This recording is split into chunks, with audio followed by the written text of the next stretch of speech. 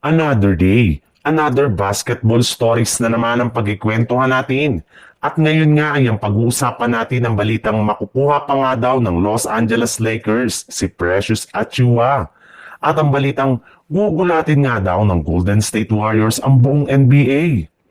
Inanunsyo na nga ng Los Angeles Lakers na wala na silang balak pa na i-trade ang kanilang mga players na sina Gabe Vincent at Jared Vanderbilt since malaki pa rin nga ang kanilang team sa mga ito na magkakaroon sila ng malaking impact next season, especially sa depensa.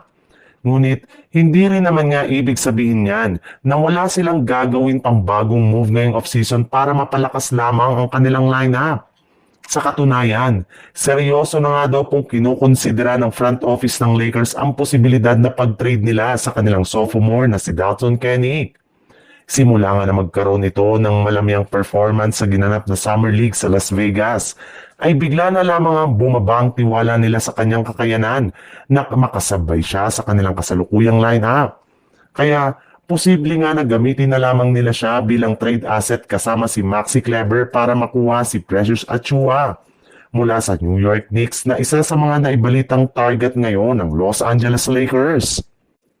Sa ibang balita naman, ikinumpirma na nga ng NBA insider na si Shams Charania ng ESPN na dapat nga daw sana ay pipirma na ng kontrata si Al Horford sa Golden State Warriors matapos ang ilang araw nilang pag-uusap ng kanilang front office.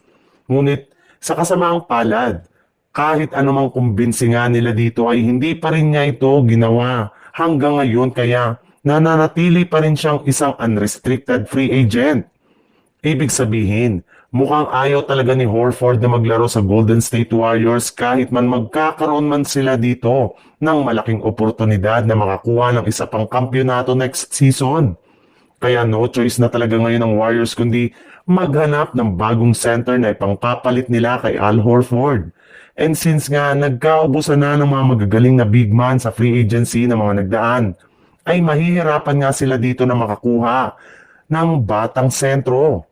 Kaya posible nga na ikonsidera na lang ng team ang ideya na pagkuha sa veteran big man na si DeAndre Jordan na isa pa rin namang unrestricted free agent matapos siyang hindi napabalikin pa ng Denver Nuggets ngayong offseason.